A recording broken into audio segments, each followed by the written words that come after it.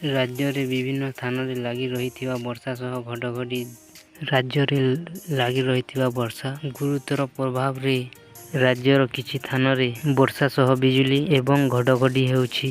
ତେବେ ଗତ 24 ଘଣ୍ଟା ମଧ୍ୟରେ ଢେଙ୍କାନାଳ ଗିଦିଲିଆରେ ସର୍ବାଧିକ ବର୍ଷା ରେକର୍ଡ ହୋଇଛି। ଗିଦିଲିଆରେ ସର୍ବାଧିକ 72 କିଲୋମିଟରରେ ବର୍ଷା ରେକର୍ଡ ହୋଇଛି। ସେହିପରି ଢେଙ୍କାନାଳର ଭୁବନେଶ୍ୱର 72 ମିଲିମିଟର ବର୍ଷା, ଅନୁଗୁଳ ଆଠମଲ୍ଲିକରେ 68 ମିଲିମିଟର ବର୍ଷା, କନ୍ଧମାଳରେ 67 କିଲୋମିଟର ବର୍ଷା ରେକର୍ଡ କରାଯାଇଛି। ସୂଚନାଯୋଗ୍ୟ ଯେ 2 ଦିନ ପରେ ଓଡ଼ିଶା ସଲଙ୍ଗା ବଙ୍ଗୋପସାଗରରେ ଗୁରୁତାପ ପୂର୍ବ ଦିଗକୁ ଘୁଞ୍ଚିବ। ଏଥିପାଇଁ 21 ପରେ ପାଗ ଶୁଖିଲା ରହିବ ବୋଲି ପଶୁପାଳନ କହିଛନ୍ତି। ବୁଧବାର ବର୍ଷା ଓ ଘଡ଼ଘଡ଼ି ଆଶଙ୍କା ଥିବା ବେଳେ ଲୋକେ ସତର୍କ ରହିବାକୁ ପାଣିପାଗ ବିଭାଗ ପରାମର୍ଶ ଦେଇଛି। ରବି ଫସଲ କୁହାଯାଇଛି।